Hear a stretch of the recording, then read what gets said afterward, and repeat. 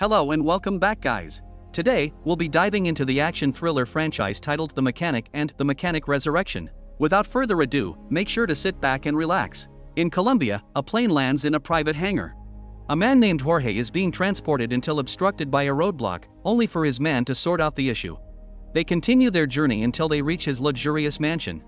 After entering his outstanding house, he soon jumps into his indoor pool for a swim, only to find one of his watches at the bottom of the pool. He dives to grab it but is immediately held by a mysterious man wearing a breathing mask. He holds Jorge under the water until he drowns. His guards then look at their boss's body, but he continues to swim, which is cleverly done by the hitman. After releasing him, he runs off, and here we are introduced to the hitman, Arthur Bishop. Soon, the man's dead body is spotted, and all the armed men run into the house. Disguised as a chef, Arthur walks through the mansion unfazed. Inside, Jorge is surrounded by his people, who cannot believe he's dead. Arthur takes his leave by jumping into the water and grabbing a boat to secure his escape. In New Orleans, Louisiana, Arthur gets off his truck and grabs a boat, only to drive through the water until nighttime arrives. After parking his boat, he walks into his safe house. He opens up a hidden wall, which reveals images of his designated targets. Sometimes he makes it look like it's an accident, while sometimes he makes it seem like it is someone else. Next, he leaves his safe house and grabs his boat, only to drive back to the dock. There, we are introduced to his friend named Henry. After handing him some money, Arthur visits a local restaurant to meet his old friend and mentor, Harry McKenna, with his two bodyguards waiting outside. After Arthur reveals to him that the job is done, Harry starts complimenting him on how good he is at the job but also mentions that he needs some friends in his life. He tells him he's got the money for the hit, and with the cash in hand, Arthur drives into the night and goes around the city to amuse himself. The next morning, while he was looking for his next target, he was shocked to know that Harry's name is on the hit list. Witnessing such, he makes a call and arranges a meeting in person with his organization's head. After being transported through a private jet and taken to a neutral site, we're then introduced to a man named Dean. He gets straight to the point and reveals that a team of 5 men was sent for a high-profile hit in Africa. Its preparation took 6 months to set up the mission, but all men were killed due to an information leak. There were only 2 people who knew about the job, Dean himself and Harry. Harry has also sent $20 million to an offshore account and has sold out the team. Before he leaves, he informs Arthur that he has 48 hours to finish the job, or he'll get someone else to do it. The following day, Harry goes into work and complains about his men's uniforms. Meanwhile, Arthur investigates the failed mission, coming to the conclusion that what Dean said was true and just ponders on what to do next. Without hesitation, he calls Harry and tells him to get out of the building, warning that they're coming for him. He tells him to cut the power to the building and head to the elevator lobby without wasting any time and with a second-to-second accuracy. Arthur leads Harry to the basement of the building. He has to go through some stairs and eventually enters a parking lot, only to see his van busted up and Arthur coming out of the shadows. Harry tells Arthur, "Well played." He managed to get him through all of his own security measures with a phone call. He realizes that Arthur is here because of the failed job in Africa, and Harry holds a gun and shoots his own vehicle in order to help Arthur stage a killing as if it were a carjacking. Arthur asks why he didn't just kill him, but Harry says he'd rather it be Arthur than anyone else, and Arthur puts a bullet into his chest. A feeling of great remorse overcomes him, taking the life of a dear friend. He visits his friend's funeral, and there, Harry's son, named Steve, greets Arthur and walks off. He comes back, asking for a ride, and Arthur agrees. On the way, Steve is told that Harry did care about him a lot, even though they did not speak to one another. Arthur is invited inside Harry's house, which is going to be taken by the bank. Steve also says his father's accounts were empty, and he isn't touching a dollar from his dad's death. As Arthur is about to leave, Steve asks him what type of person shoots someone in a wheelchair. Filled with regret, Arthur just walks out. Later, Steve mourns in his own little way. He breaks the house until the scene cuts to him inside a car. A man then sneaks up on him, aims a gun at him, and wants the car. He doesn't like that, and it seems he parked his car in a high-crime area to find the carjackers that killed his dad. He whacks the man continuously, beats him senseless, and is about to kill him until Arthur comes from nowhere and stops him. He releases the beat-up man and puts Steve into the car. The next day, Arthur makes some repairs around a bit and then goes shopping, where he's spotted by Steve, who pulls over and asks Arthur if he can turn him into a hitman. The answer is no. During the night, Arthur stares at a photo of his dear friend and calls Steve. Upon answering it, Arthur gives him an address and a time to be there. When the time comes, the two meet up with each other, and Arthur tells Steve that he is a mechanic, a hitman who solves problems for people, mentioning that his line of work is no easy task. The duo then adopts a dog. Arthur continues by saying that being a mechanic requires a certain mindset. He says there is no such thing as revenge. The next day, Arthur tells Steve to take the dog to a coffee shop, order a black coffee, sit by the window, and do Sudoku puzzles every day for 3 weeks. He also takes him to a gun range every day, making him ready for any combat he may see in the future. Arthur also hands him an insurance book with almost every cause of death and wants him to go over it. He loses his car and house in the meantime, so Arthur allows him to sleep at his house. Steve perfects his shooting with impeccable accuracy, and Arthur tells him it's time to take his training to the next level. The duo then walks in what looks like a trap house, and they are allowed inside. Steve meets the arms dealer, and Arthur hands him a list of guns. But then he suddenly goes to kill the man and actually does it. He tells Steve he wanted him to see it firsthand. Back at Arthur's safe house, Steve is warned by Arthur not to touch his things. Arthur opens up his secret wall and it is revealed that the man they killed was an arms dealer who sold weapons to anyone. He also shows Steve their next target, named Burke, a man from the coffee shop who is a mechanic, a pick from another organization. He has a mad obsession with chihuahuas, hence the need for a dog, and Arthur's plan works as planned. Steve is invited for a drink that night. Arthur then prepares a lethal dose of poison to kill Burke. That night when Steve sees the opportunity, he takes out the poison but instead decides to put it back in his pocket. He tells Burke, thanks, and walks out, but Burke chases him outside and asks if Steve wants a ride. Against Arthur's objections, Steve is driven back to Burke's place, revealing a massive mansion, quite luxurious and expensive as well. He shows him around, and Steve wants to be a moron and tries to kill Burke the same way Arthur did the arms dealer. It does not work out, though, and the two have a mad fight with each other. However, Steve is tossed around and belted. He stands no chance but manages to grab a screwdriver and stab Burke multiple times over. He still gets belted, though, and Burke walks towards Steve, who then whacks and stabs him until he stops moving. Back at Arthur's, he isn't too happy about the mess and unnecessary aggression Steve has caused. The next day, Arthur grabs a package from the airport and makes his way back to the car. He opens it to reveal money and a phone. He calls the number on it, and Dean speaks to him, saying he used an outsider to complete his assignment. He isn't too happy about it but says the next file is high priority and needs to be done ASAP. Back at Arthur's place, he hangs up the new target, and Steve helps him put out the papers. Their target is a man who has made millions from his churches and fake programs, and Steve he says he's basically running a cult. The duo then makes a plan to kill him with an overdose of adrenaline. In Chicago, Steve tells Arthur that a woman left a Bible group with him and was found dead. The target checks into a hotel while the duo get combat ready. The two begin scaling the building from the outside, and Arthur places cameras all around. They watch their target eat continuously and head to sleep. The duo goes climbing again and makes it to the roof. Then, inside the hotel, it is quite cramped, and they send a camera through the vents. The room is all clear. Their target comes back in, and the duo has audio inside the room. They listen to the man complain. The doctor then comes inside the room, and their target allows the doctor to give him something quite strong, but this counteracts their adrenaline, and they need to change plans. When the doctor leaves, they both quickly go inside the room while his guards are outside. The two then improvise and kill their target and quickly escape. As the doctor comes back into the room and sees his client dead, he calls in the other men, and they quickly hide the stuff. As Steve accidentally kicks a bolt, which slips through the vents, the men go to check it out. As they do so, Steve kills the man, and they run while getting shot at. The men chase the duo, and Arthur quickly dismantles and takes out some goons and goes running through the building. Steve kills 3 henchmen within a few seconds. Meanwhile, Arthur eliminates some of his enemies but soon runs out of bullets, so he uses his hands to get the job done, and Steve joins him. The duo hooks up their lines and jumps off the building while being shot at. They stop and break into a room as police are on the scene. The duo split up to avoid suspicion, and Dean gets word of the shooting. Following day, Arthur goes to the airport to get back home. But to his surprise, he spots the same man that was presumed dead on the African mission, and without a second thought he goes to follow him.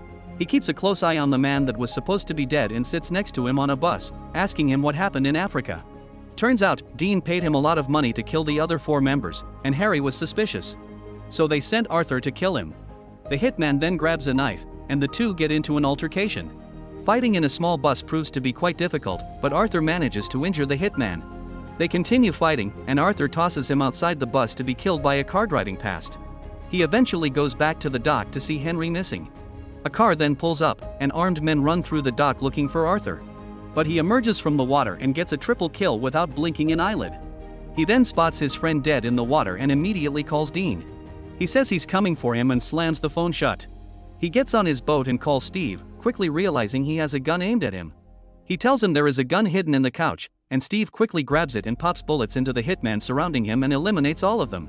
Filled with rage, Arthur gets back and tells Steve to grab a few boxes to take with him, and immediately starts to look for where to find Dean's security guard. As he's getting things all wrapped up, Steve finds his father's gun but stays quiet about it for the time being. En route to Dean, Steve asks Arthur if he ever thinks about the people he has killed. He says he has never, and Steve asks more questions, trying to poke about whether Arthur killed his dad. But Arthur confesses he has killed people he knows and feels great regret after the fact. They continue the drive and head to one of Dean's security guard's house. They shoot him, and the family is put in a corner. Arthur has no remorse and quickly grabs the man's daughter and threatens to hurt her, but the man is too slow, and when the cutting starts, he starts speaking. Funnily enough, Arthur just pranked the man and used some food instead. Arthur then gives Dean a call and discovers Harry's contract was worth $50 million. Dean offers him 10 to walk away, but he refuses, and Dean laughs at how a hitman for hire just grew a conscience. Dean then discovers that Arthur is inside the building and tells his men to get him out of there. The duo then prepare for a very heavy gunfight and stick a camera at the entrance of the building. Arthur then gets into a car and watches the camera as Steve hijacks a bus. He starts driving it, and Arthur sees Dean's car, and he floors the accelerator to take out an accompanying van. Dean's men then get out, guns blazing, but so does Arthur. He jumps into a truck, and Steve rams the bus into another one of Dean's detail. Arthur then comes from the other side and kills the driver of Dean's car and yanks him off the floor. He is set down, and the duo approach him. The man is barely alive, and they both shoot him until they're on empty. With a mission success, Arthur says they need to disappear, and they could go together if Steve wants to. Steve then reaches to get water, and Arthur sees Harry's gun. They drive for a bit until they reach a station. Steve fills up some petrol, and Arthur tells him he apologizes for everything that has happened to him. Steve then moves the petrol and aims it at the car as he walks away. Arthur feels quite bad. But Steve then takes out his father's gun and fires away. This causes the car to blow up in a massive explosion and kill Arthur. Steve heads back to Arthur's place and just sits down on the couch. He walks towards the music player and plays a song. He then goes to the car outside and jumps into it. He drives away, and the music player stops and triggers a bomb. Steve finds a note in the car saying he's dead, and boom, the car explodes into the air, and the house uses exactly the same as it turns into a fireball. Back at the gas station, they look at the footage to see Arthur escaping his car before it exploded. Turns out he is alive and well, and it takes more than that to kill the legendary hitman, Arthur Bishop. The second movie kicks off in Rio de Janeiro. We are once again introduced to a man named Arthur Bishop, a former hitman who's enjoying a peaceful life after faking his own death. After going through his daily morning routine, he unfolds a newspaper with a warm cup of coffee. He soon steps off from his luxurious yacht and discreetly arms a bomb on board for some extra security. Living his life as a tourist, he rides his bike through the city just to blend in. One afternoon he opts to visit his favorite restaurant, only to take his preferred seat and enjoy his drink. However, his peace is short-lived, as he's approached by a woman named Renee, who has proof of who he really is. She represents a powerful man that wants to hire Arthur to eliminate 3 of his target and make it look like an accident. If he turns the offer down, her boss will let criminals know Arthur's still alive, turning his life upside down. Hearing such, Arthur pretends to make a call and takes out his phone, but instead he actually uses it to take a picture of Renee. She immediately takes out his gun and Arthur responds by whacking the table against her, turning down the offer. All the henchmen Renee brought attack Arthur, and he fights them all using his self-defense skills and any object he can find in the restaurant, including the grill itself. After kicking off at least 6 men, he jumps off the building and scales on the roof of a passing Skytram to get away. Continuing their pursuit, Renee and her men also board the same gondola but fails to find him. Meanwhile, Arthur spots a paraglider approaching him. Hearing some footsteps, they try to shoot Arthur from inside, and Renee also tries to climb up to him, so Arthur decides to jump on the back of a hand glider to escape successfully. In the evening, Arthur makes it back to his boat only to find some suspicious men checking it out. Using his phone, he triggers the bomb and makes the boat explode, killing the men on board. Afterwards, he heads to an old container where he's hidden all his tools and burns his old passport to replace it with a new identity. In southern Thailand, he meets his old friend May. And after explaining the situation he's in, she guides him to his another safe house, which turns out to be a tropical hut. Under the hut's floor, Arthur takes out his hidden weapons and tools. When night returns, he pays $10,000 to find information that links the woman from earlier, and soon finds out that she works for the man named Crane, a dangerous criminal he's familiar with. The next morning, a woman named Gina comes to May's place asking if she has any first aid kit she can use. May notices there are some bruises on her, but Gina turns her down for any extra help. When night falls, May hears screaming coming from one of the boats and notices Gina is being violently mistreated by a man called Frank. May asks Arthur for help, and after he has a look from a distance, he says he has his own problems, and May says that he helped her once and he should do it again for her. He immediately sets out and kills the boat's engine. When he makes it to the boat, Arthur tries to ask for Gina nicely, but Frank attacks him. Arthur immediately defends himself, and when Frank falls, he accidentally hits his head and dies. He hands Gina over to May and heads downstairs, but disturbingly finds a pistol along with her passport and a photo of himself. Puzzled, he shoots a flare from a distance and ignites the boat, leaving no evidence behind. As he returns, he immediately goes back and asks who sent her. After a gun is pulled, she confesses Crane blackmailed her to come to Arthur and fake as if she's in danger, but Frank got a little too much into his role. The plan was to get close to Arthur, and then she was supposed to call a number after he rescued her. A gorgeous morning approaches once more, and Arthur discovers Gina used to be part of a humanitarian group that offered assistance in Cambodia. Arthur asks Gina what Crane has on her, and Gina explains she ran a shelter for victims of human trafficking. A few weeks ago, a staff member disappeared, and 2 days later her body was left at her door. Crane sent a henchman that would kill the kids if Gina didn't accept to do this mission for him. Later, Arthur notices a boat nearby with men looking at the shore. They probably were sent by Crane, so Arthur walks around hand in hand with Gina to make them think her mission is working, and the duo then attends the local wedding. In the evening, Gina apologizes to Arthur for getting him into this mess. She explained that her kids are the most important thing for her. And Arthur explains he understands because he was an orphan too. Once he was sold to a gangster that trained child soldiers, and Crane was there too. Arthur somehow managed to escape, but Crane couldn't. Arthur thinks they blamed Crane for it, and now he wants revenge. Gina feels nothing but apologetic for Arthur and gives him a hug, which ended up spend the night together. Afterward, Arthur then promises Gina that he'll be arranging everything for her to escape without endangering the kids. He won't make the kills Crane wants him to, he'll only eliminate Crane himself. Arthur also gifts Gina his father's watch, the only memory he has of the man. The next morning, a group of policemen arrives at the beach, but Gina recognizes one of them as Crane's man. Arthur begins fighting them off, but while he's busy, the men kidnap Gina, so Arthur has no choice but to accept a meeting with Crane. He's then escorted to Bangkok, and then inside a luxurious mansion. But when he sits down, a bomb activates, and then after Crane finally reveals himself. Crane tells Arthur that if he wants Gina back, he'll have to do 3 kills for him and make them look like an accident. The first one is Krill, the highest profile arms dealer in Africa who is currently in a Malaysian prison. Crane also gives him a pill he must swallow after the kill so that they can find him. Meanwhile, Gina is kept hidden in one of Crane's luxurious boats. Arthur travels to Malaysia and begins researching the prison, which is on top of cliffs and surrounded by shark-infested waters, so it's impossible to sneak in. With a plan in mind, Arthur buys some powerful explosives that he disguises as chewing gum, some shark repellent that he puts in a skin cream tin, and hides the capsule inside a cigarette. Lastly, he makes a fake passport and replicates the infamous wanted criminal tattoo. Walking through the streets, he intentionally annoys the cops. But when they see who he is, they arrest him. He's immediately taken to jail, and Crane's men are waiting outside. At the reception, guard doesn't notice anything weird about his items and allows them to keep them. The first few days, Arthur takes it easy and talks to other prisoners to learn more about his target. Krill has his men following him at all times because lots of people want to kill him. Even if he's locked up, Krill manages all his business from here and is the big boss of the place. Arthur watches a knife exchange hands between 2 prisoners. And during lunchtime, he bumps against them on purpose to discreetly steal it. Later, one of Krill's former men tries to kill Krill for revenge, but Arthur cuts in and kills him with the knife. Krill is very impressed and invites Arthur to have dinner with him. Arthur only accepts if Krill is willing to leave his men outside. Surprisingly, Krill accepts his terms, and in the evening, Arthur is escorted from his cell to meet Krill at his private room. Krill tries to offer Arthur a job, but as soon as he turns around, Arthur jumps on him and kills him by putting pressure on his neck.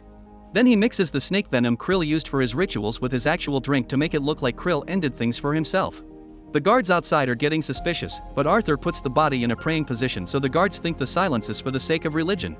Afterward, Arthur puts the explosive gum on a prison, he swallows the pill and covers himself with the shark repellent on himself, while the wall blows up behind him. Then, he jumps into the water before the cops can catch him. Crane's men are waiting for him in a fishing boat. And Arthur gets to escape safely. Crane makes a video call to prove Gina is fine and gives Arthur his second target, Adrian Cook, a human trafficker that lives in Australia. Crane then looks at Arthur's father's watch on Gina and is very happy to see he finally found a weakness. Some days later, Arthur is investigating his target. He learns that Cook sits at top of level 58 of the skyscraper. He's well known as a mining billionaire who has plenty of manpower by his side and holds plenty of paranoia. His penthouse is impenetrable, but he also has a cantilever pool that overhangs above the streets. Arthur hires a helicopter to study the building from afar, then he pretends to be interested in one of the apartments near Cook's. While the realtor shows him around, Arthur calls her phone to distract her, and he takes pictures of the apartment keys so he can make a duplicate. Lastly, he uses dangerous chemicals to create a small but potent explosive. The bomb completely shatters glass and make it look like it broke from pressure. A few days later, Arthur disguises himself as a technician and enters the building without being noticed. Then he uses the duplicate key to get inside the apartment. After opening the window and using some of his advanced equipment, Arthur leaves through the window and climbs up the building until he reaches the pool and makes a small hole to insert his special explosive. He starts to inject the bomb, while Cook is currently swimming and can see Arthur, but before he can call the guards, the glass starts to crack. Arthur jumps away and slides down the building to return to the apartment while the swimming pool breaks and Cook falls to his death. Impressed, Crane sees Cook's death on the news and orders his men to get things ready for the next video call. Gina notices they make her sit near a window. Using this opportunity, she slightly moves the camera to the window that happens to show the boat's hull number on the frame. When the call starts, Gina raises her hand saying the watch stopped working as a way to make him look at the number. As soon as the henchman notices, he slaps Gina, ending the call. But Arthur manages to get the number and makes a call to find the location of the boat. Later, he boards the helicopter only to find the ship missing. He flies by and follows Crane's boat, and makes it jumps into the water with a bag full of special equipment. After hiding the bag under the boat, Arthur sneaks aboard and begins killing every man he comes across. Unfortunately, he's seen and Arthur finds himself in a hand-to-hand fight against a bunch of thugs, while Gina is taken out of the room. She tries to defend herself, but her basic skills aren't enough and she's put in a helicopter. Arthur jumps on one of the guards and takes his grenade to knock out the thugs that are after him, using the guy as a shield at the same time. Unfortunately, more men arrive and chase him to capture him. Moments later, Gina and Arthur are taken to another boat, where Crane confesses he knew Arthur would try this because he can't help himself, but he still has to do the third kill. After Crane leaves, Arthur beats up the guards instead of letting them take him away properly. Then he jumps into the water where he retrieves his equipment, which includes an oxygen tank and a small engine that allows him to escape safely. A few days later, Arthur is in Bulgaria, where he gets the details of the last kill. An infamous American arms dealer named Max Adams. After doing some thorough background research, Arthur realizes that Adams has Max security fortress where he keeps submarines with intercontinental ballistic missiles. He also realizes that these kills are Crane's attempt at getting rid of all his competition in arm dealing, which makes him have second thoughts. Sometime later, Arthur shoots at one of Adams' guards from afar, then he sneaks onto the roof of a hospital to hide in the emergency helicopter. The pilot flies to Adams' fortress to check on the fallen soldier, and while everyone is distracted, Arthur gets to enter the building. Inside, he installs a jammer to ruin the security cameras, then begins taking down any guard he sees. Soon the building is put under alert and the henchmen escort Adams to his panic room, and Arthur delays them by making the elevator malfunction. By the time Adams makes it to his room, he is startled by Arthur, who's already there waiting for him. However, Arthur doesn't shoot. Instead, he offers Adams to work together to bring down Crane. Arthur's plan begins with Adams faking his own death. After a while, Adams begins checking his submarines, and when he walks on a bridge, a bomb explodes. However, Arthur is already waiting underwater and shares an oxygen tank with Adams, and take him away to a beach. Crane sees the explosion on TV, where the news announce Adams was buried in the water under a bunch of debris. At that moment, Arthur calls him to inform him of the third kill, but Crane won't believe him until he sees the body. Arthur promises the body can be found underwater, so after hanging up, Crane sends his men to find Adams' body and kill Arthur. Meanwhile, Arthur returns to the submarine pen and prepares a bunch of traps in advance. When Crane's henchmen arrive, one by one they fall into the traps and die. He used some booby traps to kill, and those who survives are eliminated by Arthur from the shadows. Witnessing such, Crane realizes Arthur is coming for him next, so he puts Gina outside as bait. Arthur travels underwater and reaches the boat to immediately begin killing every guard on site. Crane sees him on the security footage and orders his men to bring Gina back inside right before Arthur destroys the cameras. Gina tries to fight the guard that grabbed her and ends up getting shot on her stomach. Then the guard pushes her into the jacuzzi, only for Crane to grab her next. While Arthur continues to fight the guards, he soon goes on rampage by killing one ruthlessly using a grenade and using another to shield himself. Meanwhile, Crane takes Gina inside the control room and activates an explosive hidden in the boat. Then he leaves to try to escape in his rescue boat. Just a second later, Arthur finds Gina and learns about the bomb, so Arthur puts Gina in an emergency release pod and sends her away. Afterward, Arthur goes after Crane and starts to eliminate the last few guards, not before showing some spectacular moves. The duo starts to exchange some bullets but immediately switches to hand-to-hand combat after they ran out of bullet. Crane puts his hands on the anchor chain and uses it to capture Arthur by his leg, but Arthur takes advantage of its length and uses it to tie Crane to the boat. Crane laughs because Arthur took too long and he'll die too, but Arthur doesn't look too worried and begins running inside right before the bomb explodes. Gina watches the boat blow into pieces and catch on fire, and cries for Arthur's death. At least the explosion gave away their position and soon emergency services rushes by. Adams also returns to coast and watches Gina being rescued by the Coast Guards. He then watches the ship's wreckage from afar and thinks there's something weird about the boat pieces that are being brought from the sea, but before leaving he also notices a security camera nearby. Some weeks later, Gina is back in Cambodia with the kids, and she writes to May to thank her for the donation of a water filter. One afternoon while she's busy teaching, she's shocked to discover Arthur is alive and has come to see her. Meanwhile, Adams researches Crane's boat and learns this model has something called a diving bell, which contains trapped air to allow divers to breathe underwater. With a theory in mind, Adams checks the security footage and confirms Arthur escaped by hiding in the diving bell. Impressed by this plan, Adams deletes the footage to protect Arthur's future. Thanks for watching. If you've enjoyed the video, don't forget to like, share and subscribe. See you in the next one.